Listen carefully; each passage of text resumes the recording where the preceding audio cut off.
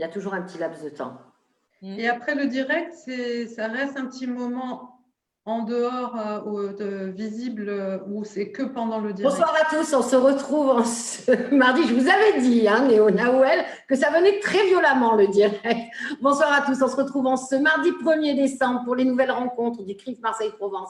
Alors, on vous l'a annoncé ce soir, je suis très, très heureuse. On va parler avec toute cette table virtuelle autour de moi d'un livre et d'un documentaire. Alors, j'ai le plaisir de recevoir Jean-Pierre Lédo. Jean-Pierre Lédo, bonsoir. Bonsoir à vous tous. Bonsoir et bienvenue, on va dire, à travers ces écrans virtuels à Marseille, puisque nous sommes basés sur Marseille. Bonsoir Svia Postek, bienvenue à vous aussi. Bonsoir à Olivier Véron et à Naouel Lédo, qui, comme son nom l'indique, est la fille de Jean-Pierre Lédo. Alors, on va démarrer dans la présentation. Honneur à Jean-Pierre Lédo, évidemment, puisque c'est un petit peu toute son histoire que l'on va raconter ce soir, toute cette personnalité qu'on va essayer de comprendre, ses relations avec les judaïsmes, ses relations avec l'Algérie et son amour pour l'Algérie et son amour et sa découverte, ce choc, on va dire, culturel, sa découverte avec Israël. Alors Jean-Pierre Lédo, si toutefois je me trompe dans la présentation, n'hésitez pas à m'arrêter. Vous êtes réalisateur, vous êtes scénariste, vous êtes aussi écrivain. Vous avez réalisé des longs métrages de fiction, une douzaine de documentaires en Algérie, un pays que vous avez quitté en 1993 suite aux menaces de mort islamistes. Vos films, beaucoup de vos documentaires ont été consacrés justement à l'Algérie et à cette peine et à l'échec pour vous de voir une Algérie indépendante et surtout, ce qui était très important, si je ne m'abuse d'après la lecture de votre livre, une Algérie multi-ethnique. Donc, dans un de vos documentaires, d'ailleurs, Algérie, histoire à ne pas dire, c'est un documentaire qui a été interdit en 2007 lors de sa sortie en Algérie et qu'il est toujours, d'ailleurs. Et à partir de 2012, vous allez entamer la réalisation d'un très long métrage, si je peux dire, puisqu'il dure quand même plus de 11 heures, si je ne me trompe pas, et qui s'appelle Israël, voyage interdit, où là, vous allez, on va y revenir bien évidemment, examiner les raisons de votre refoulement aussi de ce pays d'Israël pendant à peu près plus d'un demi-siècle. Le livre que je présente là et qu'on peut voir et qu'on peut se procurer, que je conseille dans toutes les bonnes librairies, aux éditions Les Provinciales, et ça tombe bien puisque M. Véron est présent ce soir avec nous puisqu'il est l'éditeur, le voyage interdit Alger-Jérusalem raconte un petit peu ce qui précède le documentaire. Alors, c'est bien de tout cela que l'on va parler avec vous ce soir. Et en compagnie de vous, j'ai le plaisir de recevoir aussi Ziva Postek. Ziva Postek, vous êtes productrice, vous êtes chef monteuse du film, vous êtes aussi personnage dans ce film. Et je tiens quand même à dire que vous avez été aussi chef monteuse de Shoah, de Lanzmann, et ce n'est pas rien. À côté de vous aussi, Naouel Lédo. Alors, Naouel Lédo, vous êtes la fille de Jean-Pierre Lédo et vous allez nous expliquer votre personnage dans le film, puisque vous êtes le flambeau, vous êtes l'avenir et vous êtes la transmission à travers ce film. Et vous avez aussi beaucoup assisté votre père, vous avez fait aussi les photos du film et on en reparlera aussi. Et enfin, Olivier Véron, vous êtes l'éditeur, vous êtes responsable de la publication Les Provinciales, et on parlera avec vous, et on en parlait tout à l'heure hors antenne, si je peux dire, de votre implication auprès de Jean-Pierre Lédo et de votre rapport avec le judaïsme, puisque vous n'êtes pas de religion juive, mais je crois qu'il y a certaines implications avec le judaïsme, le sionisme. On prendra aussi plaisir à en discuter. Alors Jean-Pierre Lédo, si vous le voulez, on va démarrer par vous et ça va être un chassé-croisé entre vous tous pour une rencontre. On va parler du livre. Ce livre, et je le disais quand je vous ai introduit, il précède le film. Et dans ce livre, vous nous parlez énormément de vos attaches à l'Algérie, des documentaires que vous avez réalisés et de tout ce que vous avez pu ressentir à l'époque. Est-ce que vous pouvez nous en parler? Oui, on peut dire que ça précède, puisque je tiens d'abord à dire que malgré la proximité des titres le film s'appelant Israël, le voyage interdit, et le livre, c'est Le voyage interdit, Alger-Jérusalem. Dans ce Alger-Jérusalem, il y a toute la distance en fait qu'il y a entre les deux choses, le film et le livre. Le film, c'est ma découverte, si vous voulez, d'Israël. Le livre, c'est plutôt essayer de comprendre pourquoi il m'a fallu 50 ans, en fait, ou 60 ans, je ne sais pas, pour arriver en Israël. Alors, malgré la longueur du film, et d'après le style, évidemment, que j'ai dans ce film, que j'ai choisi pour ce film, on ne pouvait pas, on ne pouvait pas on ne pouvait pas dire des choses que par contre on peut dire dans un livre. On peut s'expliquer tout à fait dans un livre et on ne peut pas le faire dans un film comme on le fait dans un livre. Voilà la raison de l'existence de ces deux choses. Alors, le livre, effectivement, on peut dire qu'il est composé, si vous voulez, de trois parties. La première, c'est un peu à travers ma vie, si vous voulez, de 1947 à aujourd'hui, c'est essayer de... D'ailleurs, cette première partie est à rebours. On commence par aujourd'hui et on termine par ma naissance. C'est un peu comment la question juive, si je puis dire comme ça, comment la question juive m'a traversé, comment elle m'a travaillé, comment je l'ai évité, comment je l'ai occulté. Voilà, c'est toutes ces choses mais qui sont inscrites dans mon histoire. Alors justement, je vais vous couper puisque votre histoire, on va quand même expliquer aux personnes qui sont présentes au démarrage. Vous refoulez votre judaïsme, vous êtes communiste, c'est ça? Vous êtes anticolonialiste, vous êtes, on peut le dire, anti-sioniste, et vous refoulez ce judaïsme malgré le fait d'avoir une mère juive. Oui, alors, bon, d'abord, il est vrai que je ne partageais pas l'idéal du sionisme, mais en fait, j'ai jamais été un militant, si vous voulez, anti-Israël ou anti... Bon, en tout cas, dans les périodes où j'ai vécu en Algérie, le problème ne s'est pas posé. Alors, s'il s'était posé, je ne sais pas comment j'aurais réagi, mais alors c'est pour relativiser la manière de présentation qui a été la vôtre maintenant. Mais ma mère, oui, alors ma mère, depuis l'enfance, évidemment, c'était un judaïsme traditionnel, c'était Kippour, c'était Shabbat. Et quand il y a eu mon oncle qui est justement parti en Israël en 1961 et dont je parle beaucoup dans le film et dans le livre, j'ai assisté à des Pessah, à des soirées, des Shabbats aussi, avec ma grand-mère qui préparait la tafina. Et voilà, tout ça, j'ai connu cette atmosphère, mais très jeune.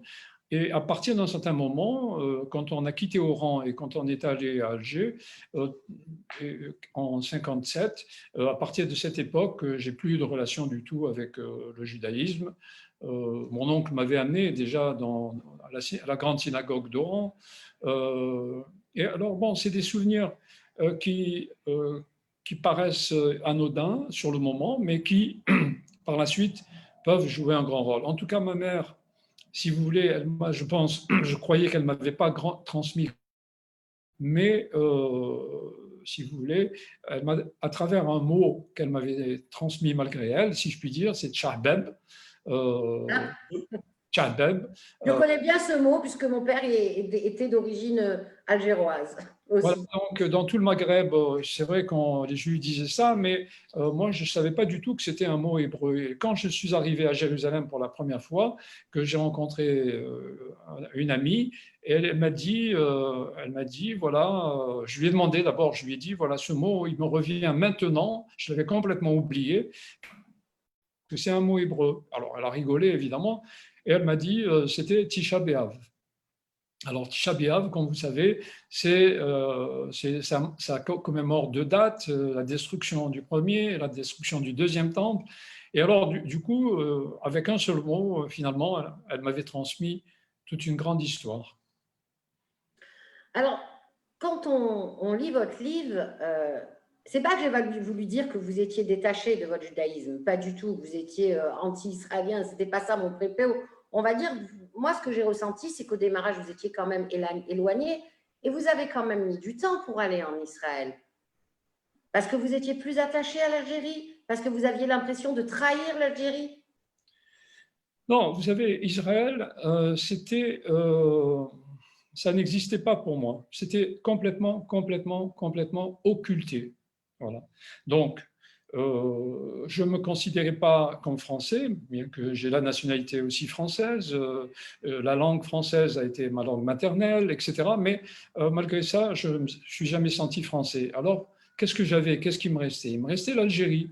Bon, l'Algérie, avec ce rêve, si vous voulez, de mon père communiste, voulait une Algérie indépendante et aussi une Algérie multiethnique. Alors, évidemment, l'Algérie n'a pas été multiethnique, elle a été arabo-musulmane dès le début, dès le moment même du commencement, si je puis dire, de la guerre dite de libération en Algérie, mais qui était en fait aussi une guerre d'épuration. Alors, si vous voulez, après l'indépendance, mon père a voulu rester, on est resté. Et puis, à partir d'un certain moment, je me suis dit, voilà, l'Algérie, c'était le pays dans lequel j'étais né, et je voulais qu'on me considère comme un Algérien. Alors, il m'a fallu effectivement beaucoup de temps pour d'abord comprendre qu'on ne me considérait pas vraiment comme ça. Il y avait beaucoup de volontarisme de ma part. Et puis, Israël, il y avait, si vous voulez, quand vous vivez, n'importe quel juif dans tout le monde arabe, qui vit encore dans le monde arabe ou qui a vécu dans le monde arabe et musulman, il ne peut vivre que s'il ne touche pas au récit national fondateur qui est arabo-musulman et s'il ne touche pas à Israël, voilà, s'il ne parle pas d'Israël. Alors à ces deux conditions, on peut vivre en Algérie. Mon propre fils vit en Algérie en ce moment. Voilà. Et sur ces deux choses, évidemment, il est muet. Et lorsque j'ai voulu parler, j'ai voulu, disons, visiter le roman national, si on peut dire, algérien, à travers mon dernier film, Algérie, Histoire ne pas dire, c'est-à-dire expliquer ce qui avait été une question d'ailleurs tabou pour moi aussi, c'est expliquer pourquoi en 1962, 1 million et plus qu'1 million de personnes non musulmanes, chrétiennes et juives ont... Alors ça, c'était une question qui n'était absolument pas abordable. La deuxième, effectivement, alors cette question, lorsque je vais, après mon départ d'Algérie en 1993, parce que j'étais chassé par, on peut dire, les islamistes, qui d'une certaine manière m'ont rendu un immense service, c'est qu'en quittant l'Algérie, à partir du moment où je me suis retrouvé en France, j'ai commencé justement à parler de ça, de cette première question taboue. Alors, le fait de m'être débarrassé de ce tabou et de répondre à ça dans le film, qui pour cette raison a été interdit, je pense que m'a rendu plus libre, si vous voulez, lorsque j'ai eu l'invitation du Festival de Jérusalem, à laquelle je ne m'attendais pas du tout. J'étais plus libre pour me déterminer, pour dire oui à l'invitation, bien que j'ai eu des hésitations, et ce qui a permis, enfin, ce qui a incité ma fille d'ailleurs à venir pour que j'y aille. Est-ce que vous avez perdu aussi des amis en décidant d'y aller? Comment? Est-ce que vous avez perdu des contacts, des amis que vous aviez dans le monde des réalisateurs musulmans quand vous avez décidé de franchir le pas et puisque vous étiez invité par Jérusalem pour ce documentaire, quand vous y êtes allé, est-ce que vous en avez perdu? Oui, vous savez, dès le moment où j'ai fait le film Algérie, Histoire de ne pas dire, qui a été interdit par les autorités algériennes, tout de suite, j'ai eu une flopée d'ex-amis qui m'ont tout de suite injurié de différentes manières, qui ont écrit des articles contre moi dans les journaux algériens. Au début, on m'a laissé répondre et puis après, on m'a censuré.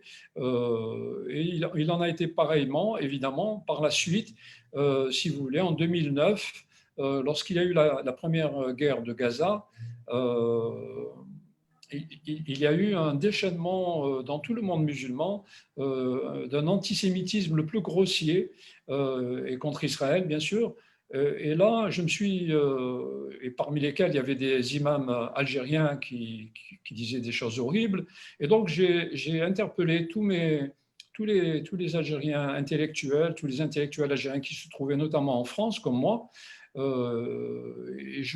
J'étais très connu, je les connaissais, la grande partie c'était des amis, et je leur ai dit, mais est-ce qu'on réagit par rapport à cet antisémitisme ou pas? C'est la première fois, si vous voulez, que je parlais de la chose juive devant les intellectuels algériens. Ça a été tout de suite une bordée d'injures, et puis on m'a demandé pour qui je roulais, etc., etc.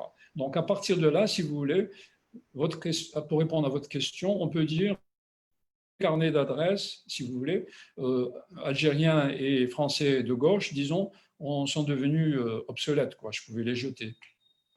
Ben justement, quand vous parlez moi, il y a quelque chose qui m'a marqué dans votre livre, justement, quand vous parlez des événements dans les années 60, l'indépendance de l'Algérie. Si je peux parler personnellement, puisque moi, mon père était d'Alger et que dans les années 60, il est rentré en France, comme ma mère, elle aussi, parce qu'elle était de Constantine. Et il me racontait un petit peu l'histoire de l'indépendance, mais j'ai jamais eu cette dimension, comme vous dites, que c'était en partie un djihad, une épuration. Et c'est assez saisissant de lire ça quand on voit en 2020 un petit peu où on en est. La guerre dite de libération, elle a commencé, la première action militaire, c'était le 20 août 1955 dans le Constantinois. C'était un massacre. Et le dernier jour, si on peut dire, enfin le premier jour même de la nouvelle Algérie, l'Algérie indépendante, le 5 juillet 1962, ça s'est terminé par un massacre aussi à Oran. Donc, je passe sur le terrorisme qui visait essentiellement les civils. Et puis, si vous voulez, depuis, il y a beaucoup de gens, même des dirigeants nationalistes, qui ont fait des déclarations pour dire qu'il n'était absolument pas concevable qu'il y ait, comme ils disaient eux, une Algérie bicéphale, que c'était impossible. Et donc, il y a un livre d'ailleurs qui vient de sortir il n'y a pas longtemps, écrit par un historien qui s'appelle Roger Vétillard. C'est, je l'ai quelque part, c'est guerre d'Algérie, guerre sainte. Alors, guerre sainte, c'est une dimension que toute la gauche européenne internationale a complètement méconnue. C'était un déni total. Pourtant, ils étaient plus ou moins au courant, ils savaient, mais vous savez, le FLN, j'ai découvert ça aussi après avec les Palestiniens. C'est rien, c'est juste le portable. Nous sommes en direct. Allez-y. Le double langage. Le double langage. Vous avez un langage pour les Européens, pour les gens de gauche, pour l'ONU, c'est le droit des peuples à disposer d'eux-mêmes. Et puis, vous avez le langage qu'on tient aux siens, aux paysans, aux ouvriers, et à qui on explique, on justifie la guerre comme étant une guerre contre les mécréants. Voilà, contre les mécréants. Et il y a beaucoup de dirigeants, si vous lisez ce livre de Roger Vétillard, vous allez voir qu'il y a énormément de déclarations de dirigeants algériens qui disent oui, seul avec la religion, on pouvait mobiliser les gens, et pas avec un discours sur l'indépendance. Alors, on va continuer sur le livre. Après, on parlera bien évidemment de ce documentaire. Je vais me tourner vers vous, Olivier Véron, puisque c'est vous, l'éditeur au Provincial de ce livre dont je répète le titre, Le voyage interdit Alger-Jérusalem. Vous vous connaissiez avec Jean-Pierre? Quelle est votre relation? Eh bien oui, on s'était rencontrés à Tel Aviv, comme j'ai dit tout à l'heure, je pense en 2011-2012, je ne sais plus exactement à quelle date, parce qu'à cette époque, il habitait déjà là-bas et il présentait un de ses films.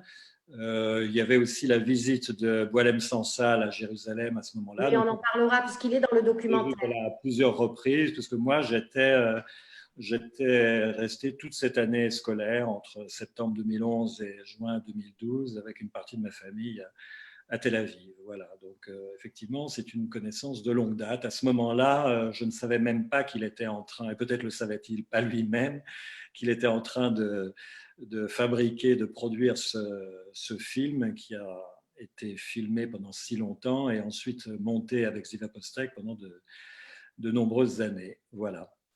Vous avez dit tout à l'heure que le livre précédait le film. C'est à la fois juste parce que ça concerne ce qui a amené Jean-Pierre en Israël et à faire ce film, mais on peut dire aussi qu'il le suit, puisqu'en réalité, ce livre a été rédigé après que ce film a été fait pour justement se retourner, expliquer le parcours qui avait été le sien. En tout cas, ils sont vraiment complémentaires. Je pense même que l'un ne va pas sans l'autre. Voilà. Et ce qui est assez audacieux, c'est de le faire sous deux formes différentes, c'est-à-dire un livre et un documentaire. Voilà, et je pense que si son film est un long métrage, vous avez dit qu'il fallait 11 heures, ce qui est quand même une belle performance, eh bien je pense qu'on peut mettre encore plus de temps à lire le livre si on veut, mais on peut même le lire plusieurs fois. Donc, alors justement, Olivier Véron, vous disiez que vous avez rencontré Jean-Pierre Ledo quand vous étiez en Israël. Quel est vous êtes un passionné d'Israël, vous avez un rapport spécial avec le sionisme, le judaïsme? Alors, judaïsme, j'ai longuement appris avec un auteur avec lequel j'ai beaucoup travaillé pendant une vingtaine d'années, Michael Bardzwi, que le judaïsme en fait était la religion nationale d'Israël. Donc j'ai une manière à la fois, je considère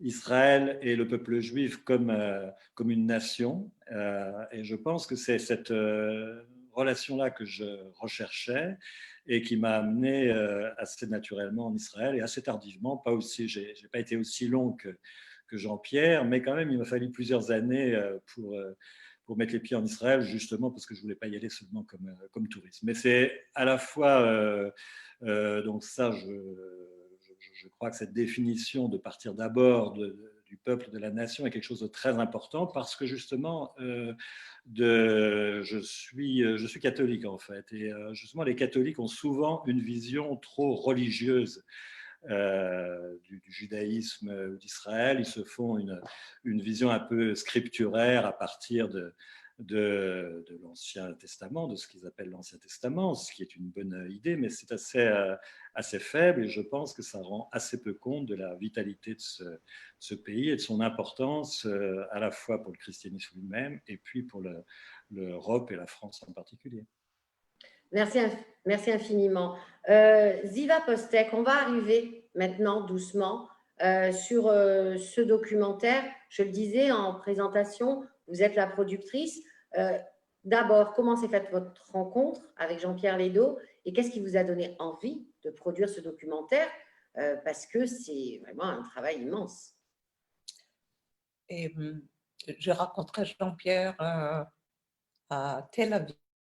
C'est une amie qui m'avait téléphoné en me disant « Viens voir à l'Institut français, il y a un film d'un metteur en scène algérien. Je pense que ça vaut le coup. » Eh bien, je suis allée et en effet, j'ai vu la trilogie de Jean-Pierre sur l'Algérie et son avant-dernier film, c'est-à-dire Algérie, histoire à ne pas dire. J'étais d'ailleurs bouleversée par le film. Et puis après, on est allé avec plusieurs amis boire au café. Et c'est comme ça qu'on a eu connaissance. Et Jean-Pierre était apparemment déjà très attiré par Israël. Et peu à peu, il m'a parlé de son projet. Et pour moi, c'était important. Moi, je ne faisais plus de montage et je produisais mes propres films parce que j'étais devenue aussi réalisatrice. Je faisais des films en Israël. Mais quand Jean-Pierre m'a parlé de son projet, eh bien, je me disais que c'était important,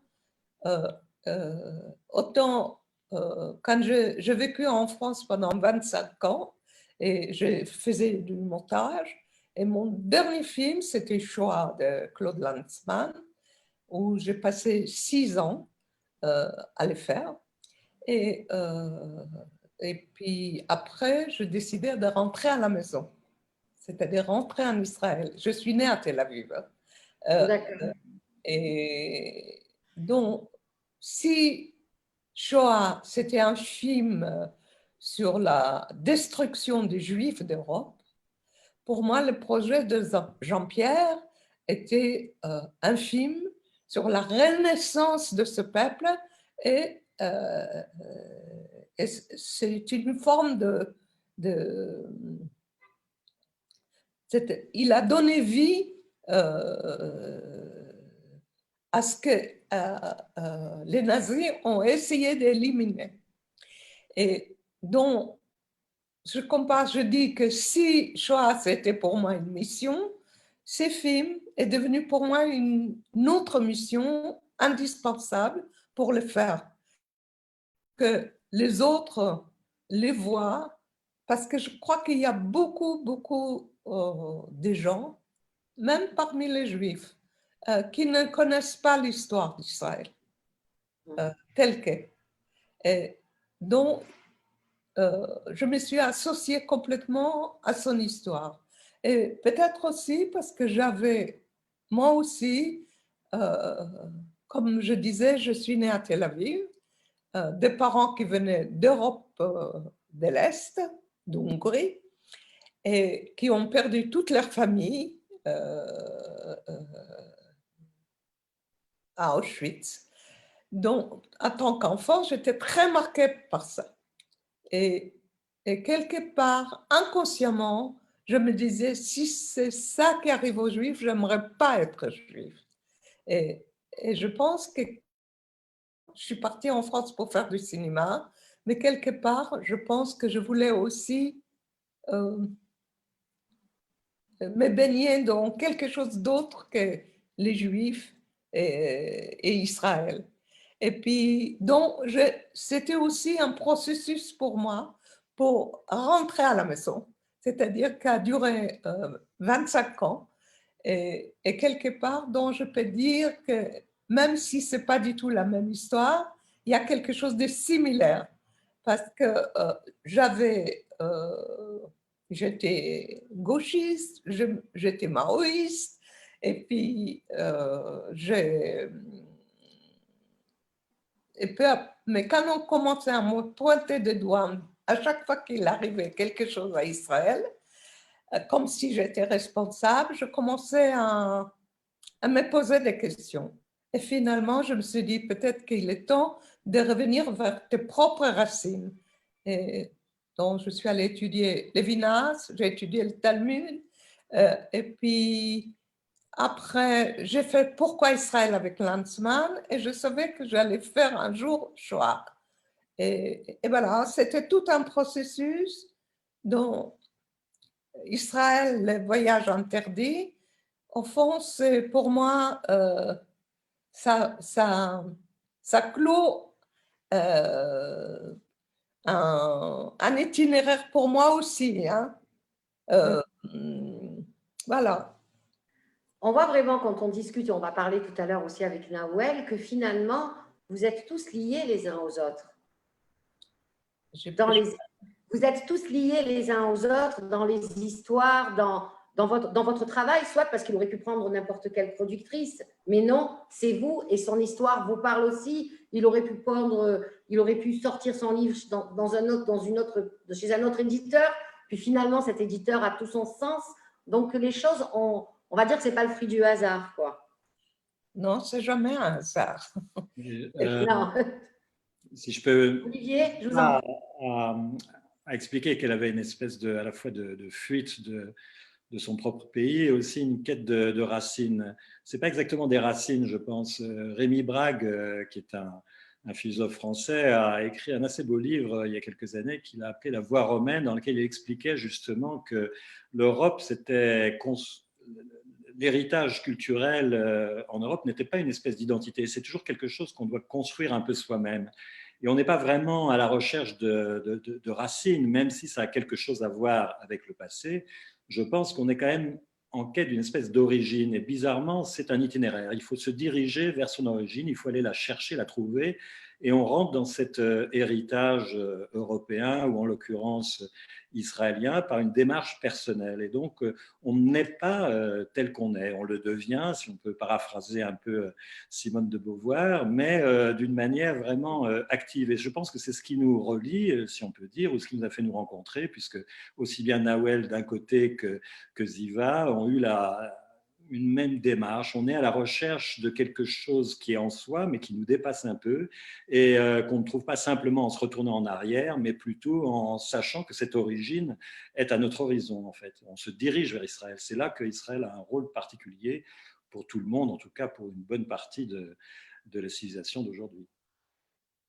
Alors, si on regarde ce documentaire, il est découpé en 4 parties. Kippour, Hanouka, Purim, Pessah, qui sont quand même les socles, on va dire, au niveau de l'année qui rythment les fêtes du judaïsme. Pourquoi vous avez choisi ce découpage? Écoutez, chaque film, effectivement, a une histoire si particulière qui s'enchaînent les uns aux autres, qui peuvent se voir d'une manière indépendante, mais qui forment, disons, une chronologie qu'il est souhaitable de respecter quand on regarde des films. Et alors, les différents problèmes qui sont traités dans chacune de ces parties, disons, le premier, c'est mon entrée en Israël, et en même temps, une opération que je suis obligé de faire pour entrer en Israël, c'est ce que j'appelle le déminage. Il y a des mines. On ne peut pas entrer en Israël comme ça. Sinon, on saute par-dessus et on explose. Donc, le premier film, c'est ça, c'est déminer c'est en général des mots qu'il faut déminer. On en parle avec justement un des personnages de cette première partie, c'est Bolem Sansal. C'est le sionisme, c'est l'esplanade des mosquées. On ne sait jamais qu'avec ce terme qui recouvre le fait que c'est le monde du temple des Juifs, c'est l'apartheid, c'est le colonialisme, voilà. Alors, c'est tout ça, ces opérations de déminage qui se produisent dans le premier film. Le deuxième, évidemment, à travers les Juifs d'Algérie, bien sûr, puisque je viens d'Algérie, et c'est mon entrée naturelle, ça sera avec les Juifs d'Algérie, et aussi les spectateurs du film qui avait été sélectionné au Festival de Jérusalem. J'ai connu beaucoup de monde comme ça, qui sont venus voir le film et qui sont restés après mes amis. La deuxième partie, Hanouka, c'est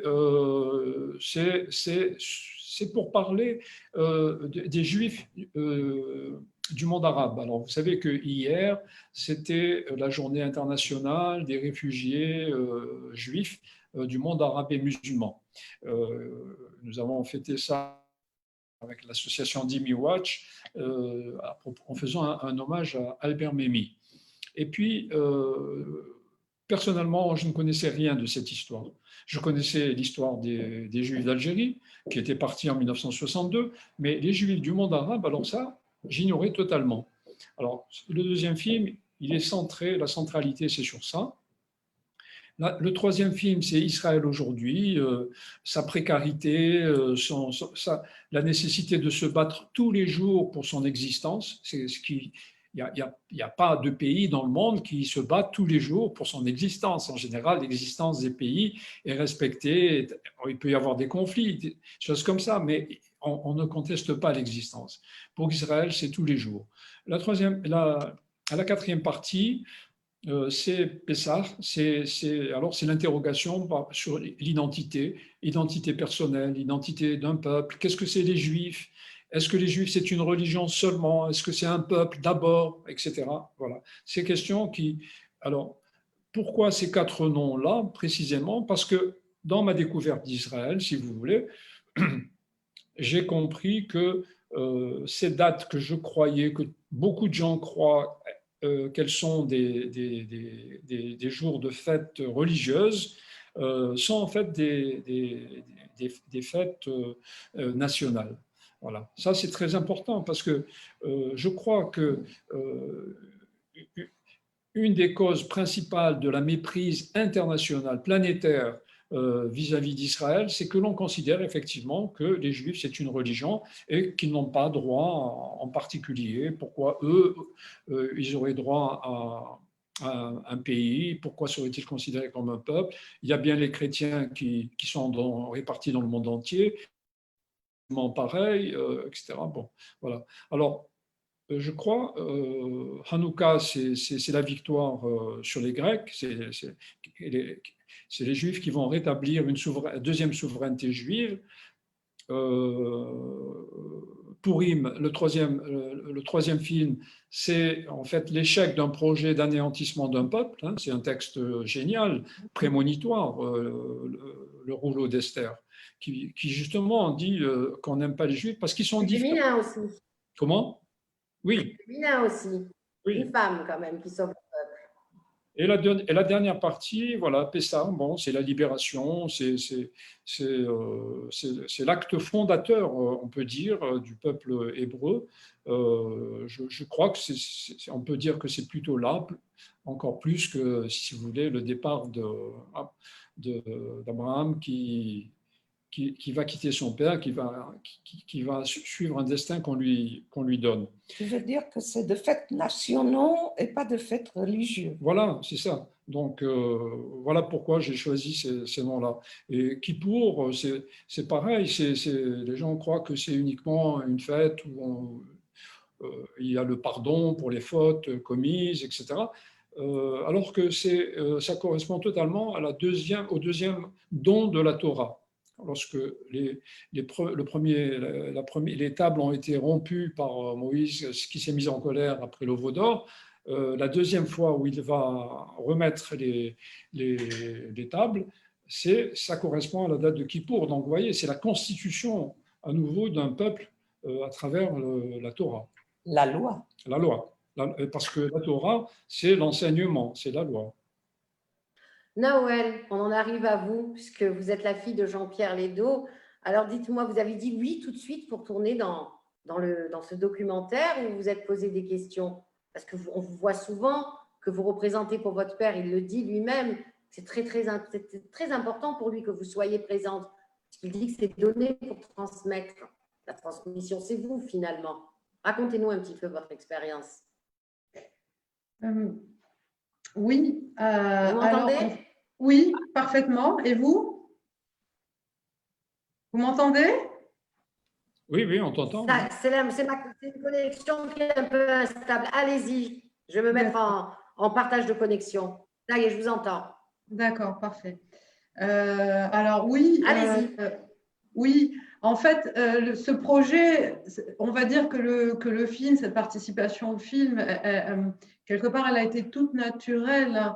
En ce qui me concerne, il n'y a pas eu vraiment officiellement une demande et j'ai dit oui. En fait, depuis le 2008, depuis donc l'invitation, ce que vous disiez tout à l'heure sur l'invitation de mon père au Festival de Jérusalem en 2008, et ces hésitations qui en devenaient moins, mais disons qu'à partir de ce moment, je l'ai poussé énormément.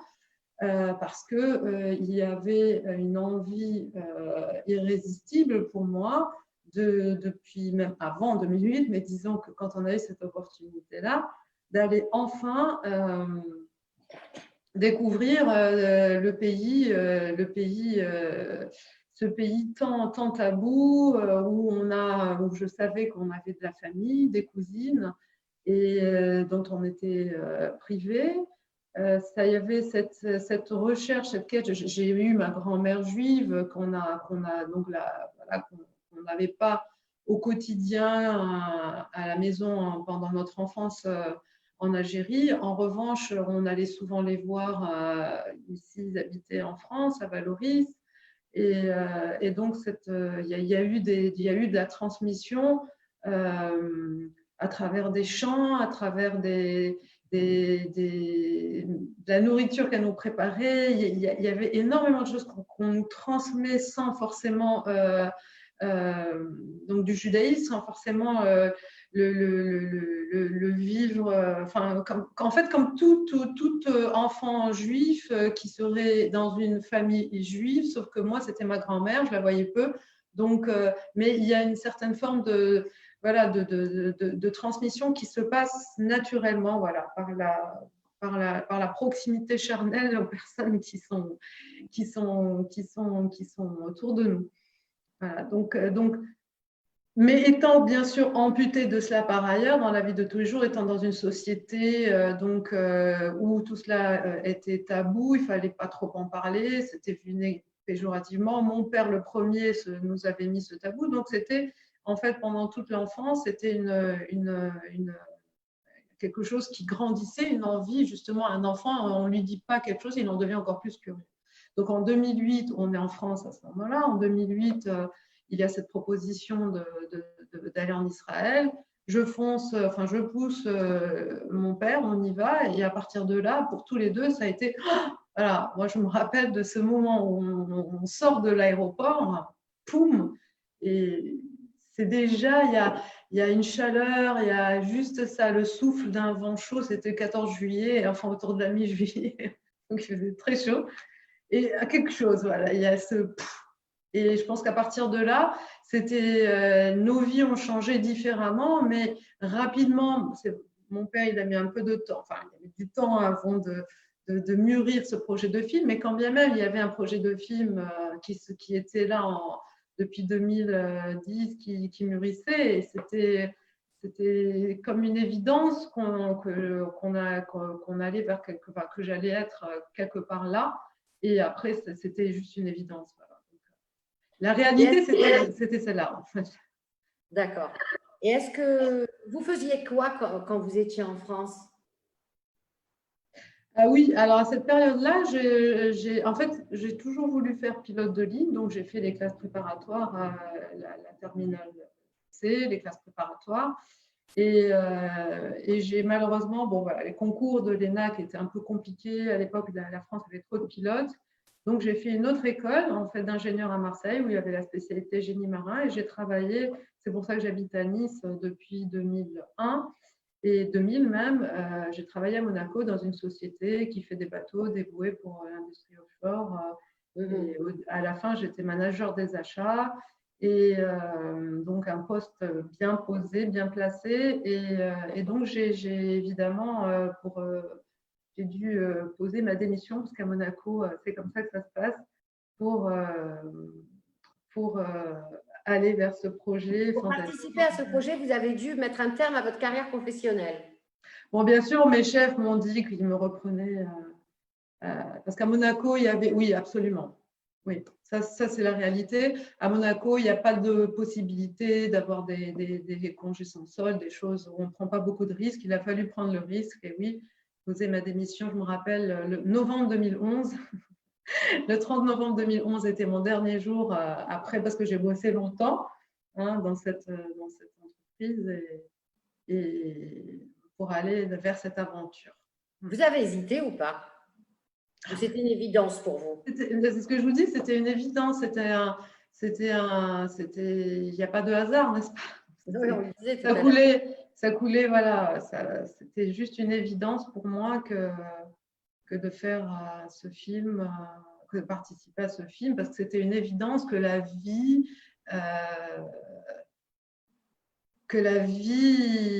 elle nous avait ouvert, elle nous avait tellement privé de choses, enfin, elle m'avait tellement privé de choses, et aujourd'hui, elle s'ouvrait sur cette privation, qu'il y avait une mine d'or personnelle à prendre de cette expérience. Et très sincèrement, encore aujourd'hui, de l'expérience du tournage, bien qu'il y ait eu des moments de tension, parce que ce n'est pas simple, effectivement, on était tout le temps ensemble.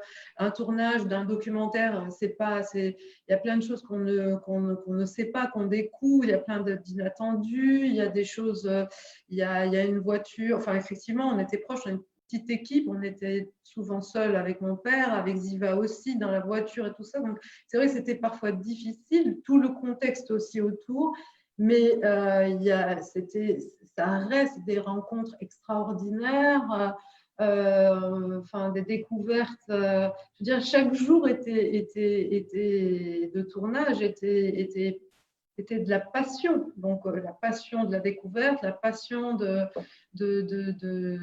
ce qui était en train de se faire, et ça reste la plus belle expérience de ma vie. C'est clair encore. C'était peut-être un peu difficile aussi parce que c'était, bon, vous parlez de passion, de découverte, mais aussi énormément chargé en émotions.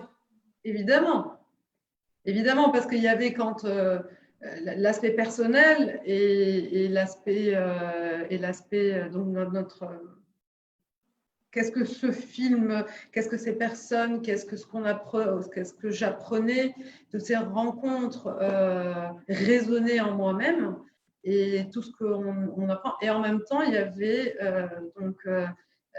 réveillé en nous des choses, donc forcément beaucoup d'émotionnel. Et en même temps, il y avait l'aspect de rencontre avec les autres. Donc là, c'était plus facile quand on laisse les autres parler, mais bon, c'était passionnant dans la difficulté, mais passionnant. Ziva, justement, parlons-en un petit peu des conditions de tournage, parce que c'est un documentaire, je le disais tout à l'heure, d'une exceptionnelle longueur. Il dure 11 heures en 4 parties. On l'a bien dit, l'a bien signifié Monsieur Ledo. Quelles étaient les conditions de tournage? Vous m'entendez? Je n'ai pas compris la fin de Je demande de nous parler des conditions de tournage de ce documentaire qui était assez long. Bah, ça a duré, on a commencé en 2012 et puis avec d'interruption, donc ça a duré à peu près 9 mois, hein, avec interruption. Et puis Jean-Pierre a tourné à peu près 250 heures de rush. Dans Shoah, c'était 350. Et puis après, il a tourné encore au moment du montage. Peut-être qu'il a tourné encore de compléments.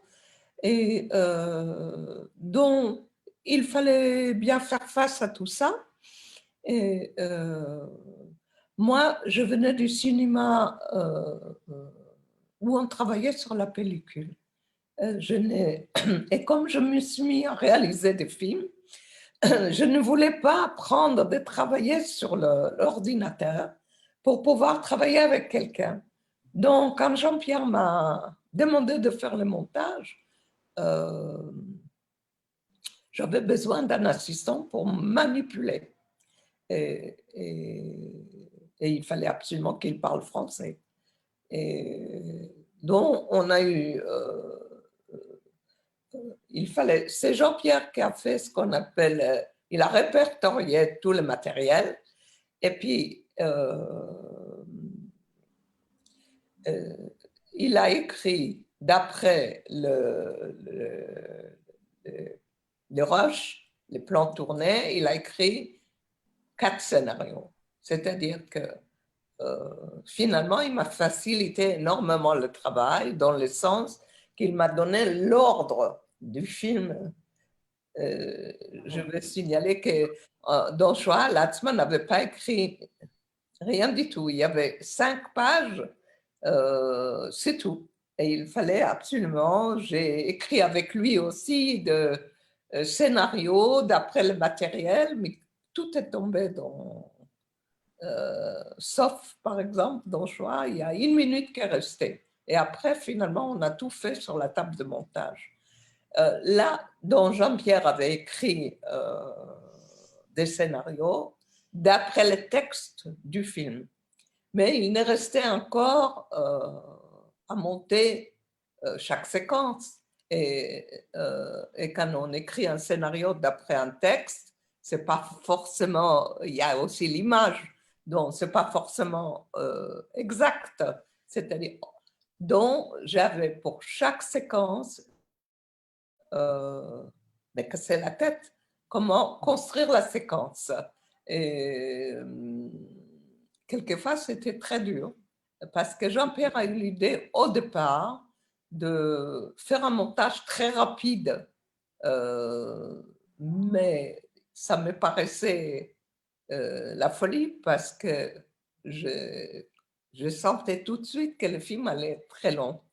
Et puis, je lui ai dit, tu ne peux pas faire ça. Mais le film était déjà tourné. Donc, il fallait trouver un moyen de... Je pense qu'on ne le sent pas. Le film est, est monté d'une façon que on a le temps de regarder, d'écouter et de réfléchir. Et je pense que ça, c'est très important. Et Jean-Pierre était d'accord sur cette façon de construire. Je lui avais dit que je ne pourrais pas travailler s'il était tout le temps au montage. Donc, lui qui était toujours avec ses monteurs pour ses autres films, il a fini par accepter. Mais je pense parce qu'on avait beaucoup parlé du projet et puis je crois que je les comprenais très bien, je savais vers quoi ils voulaient aboutir. Donc, je montais chaque séquence et après chaque séquence, je l'appelais pour regarder la séquence et puis quelquefois on modifiait des choses et souvent les choses étaient telles quelles. L'avantage, c'est que quand on est arrivé au bout du film, le film a été fait. Il fallait presque pas corriger quoi que ce soit. Mais ça nous a pris 3 ans et demi. On a commencé par tourner le film. On n'avait que 30 000 euros que Jean-Pierre a eu sur L'aide à l'écriture. l'aide à l'écriture par les CNC. Et puis, avec ça, il a acheté sa caméra et il a acheté la salle, les matériels pour la salle de montage. Et puis, et avec ça, on a commencé le film. Le problème était qu'une fois le film tourné, on n'avait plus du tout d'argent pour continuer. Donc, il fallait chercher de nouveaux financements. financement. Et là, ça nous a pris jusqu'à 2015, beaucoup de temps. Et les CNC qui donnaient presque toujours les CNC ou toutes les fondations françaises donnaient des financements à Jean-Pierre. On était refusé, à part les 30 000 euros pour l'aide à l'écriture. Après, pourtant, il a déposé un scénario qui était magnifique. Et puis, on était refusé. Donc, il y avait, j'ai réussi à avoir, mais par les fondations, 2 fondations israéliennes, mais elles donnent très peu. Donc, il fallait encore chercher, et par une chance, on a pu monter les films les 3 premiers films, on a monté. Et puis, il a fallu encore monter le 4e. Et on a eu une chance vraiment miraculeuse, c'est que Jean-Pierre avait envoyé une lettre à la Fondation Patrick et Lina Drahi. On n'y croyait pas et par chance, vraiment,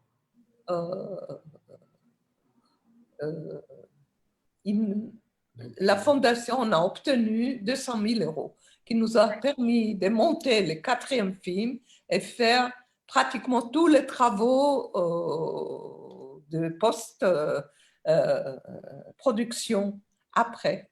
Il nous reste jusqu'aujourd'hui des dettes de 10 000 euros.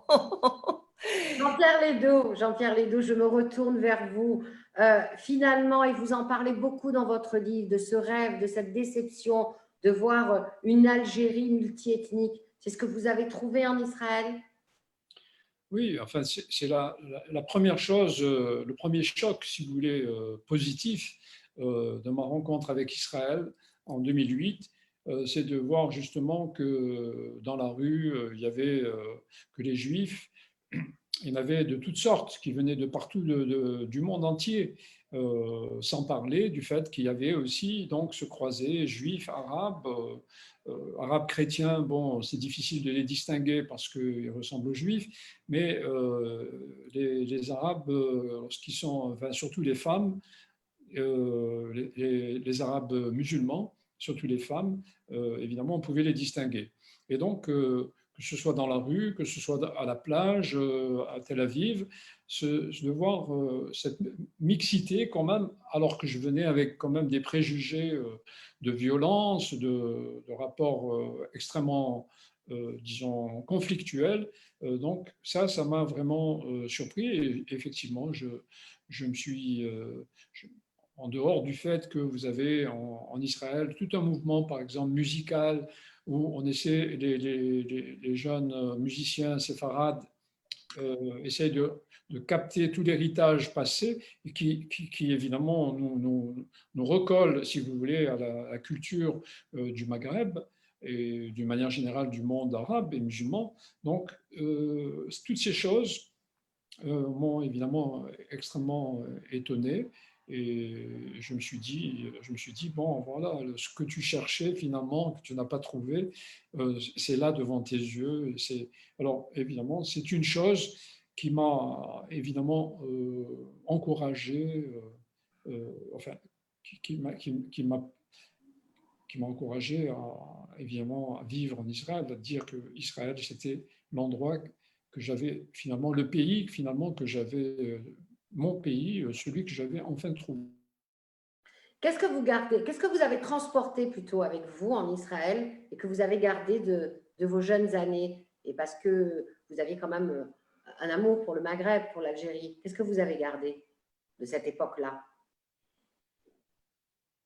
Vous savez, contrairement à ceux qui sont partis, après les indépendances, moi j'ai vécu jusqu'en 93. Par conséquent, je n'ai pas la nostalgie que certains juifs ou chrétiens qui ont habité l'Algérie ont. J'ai vécu jusqu'en 93. J'ai compris finalement dans quel système je me trouvais. J'ai compris que tous mes efforts pour me faire, disons, accepter, finalement, ça n'avait pas marché. J'ai été interdit par les autorités, j'ai été foulé par mes anciens amis. Il m'en reste 2 ou 3 comme ça en Algérie et puis aussi en France. Et puis c'est tout. Donc finalement, je n'ai plus de lien. Je n'ai plus de lien avec l'Algérie. Je n'en ai aucune nostalgie. Je dis dans mon film, ça se termine comme ça. L'Algérie, pour moi, c'est une question terminée. Voilà. Est-ce que vous travaillez sur d'autres projets en ce moment, Jean-Pierre Ledo? Mon projet, c'est d'apprendre vraiment bien l'hébreu et de me plonger dans l'immense littérature du judaïsme que je ne connais pas suffisamment. Enfin, il y a des montagnes auxquelles je n'accéderai jamais de toute manière, tellement il y a de livres qui ont été écrits, mais en tout cas, j'ai envie que ce soit ça, ma fin de vie. Voilà. En tout cas, moi, en lisant votre livre, en parcourant un petit peu le documentaire, ça m'a fait penser au titre d'un livre, peut-être pas à l'intérieur, mais au titre d'un livre qui est à la recherche du temps perdu. Parce que finalement, votre histoire, eh bien c'est ça. En tout cas, c'était très émouvant de pouvoir converser avec vous tous ce soir. Monsieur Ledo, vous avez un parcours très intéressant. Madame Postek, ça a été vraiment très, très agréable de voir à vous aussi votre parcours, Monsieur Véron et Naouel aussi, si je peux me permettre de vous appeler comme ça, et de voir ces histoires liées entre vous. Et de voir que finalement, autour de ça, il y a quand même quelque chose qui nous unit tous, c'est beaucoup d'amour. Voilà, beaucoup d'amour. En tout cas, le livre de Jean-Pierre Ledo, Le voyage interdit, Alger, Jérusalem aux éditions Les Provinciales, eh bien, vous pouvez l'acheter, puisque les librairies, ça y est, elles ont réouvert. Et si toutefois elles referment, vous pouvez quand même l'acheter, puisqu'il y a les systèmes de click and collect, puisque maintenant en France, on parle aussi en anglais. Et le documentaire, puisque les cinémas réouvrent, est-ce que vous pouvez nous en dire plus? Est-ce qu'il va être projeté, reprojeté ou pas? Oui, le film les salles de cinéma vont rouvrir le 15 décembre. Notre distributeur qui s'appelle Nour Film et qui fait un travail gigantesque, qui se bat vraiment pour convaincre les responsables des salles, va ressortir le film. Alors vous qui êtes, je crois, plutôt à Marseille, vous feriez bien d'aller encourager les patrons des salles de Marseille, parce que si le film ne passe pas à Marseille, ce serait quand même assez grave. Or, vous savez, aujourd'hui, avec le Covid, avec le fait qu'il y a énormément de films qui ont été bloqués et qui veulent évidemment aussi sortir, les programmateurs de salles, et quand ils savent que notre film il est en 4 parties, qui fait 11 heures, beaucoup, c'est un peu décourageant. Et il y a des villes, des grandes villes qui risquent comme ça de ne pas voir notre film. Et je trouve que pour Marseille, ce serait vraiment grave. Alors, je vous encourage à faire quelque chose. Et je voudrais dire aussi que, par votre intermédiaire, que tant que je suis en France, s'il y a des personnes qui voudraient que je leur dédicace le livre, il faudrait qu'ils puissent s'adresser à moi. Voilà. Ok, bah écoutez, je vous remercie à tous, Olivier, Nawel, Jean-Pierre, Ziva. À très très bientôt. Longue vie à ce documentaire et aussi à ce livre, et à très très bientôt pour vos nouveaux projets. Merci, et on va rendre l'antenne et on se retrouvera dans quelques temps pour une nouvelle rencontre pour le CRIF Marseille-Provence. Au revoir, messieurs, dames. Au revoir. Merci. Merci.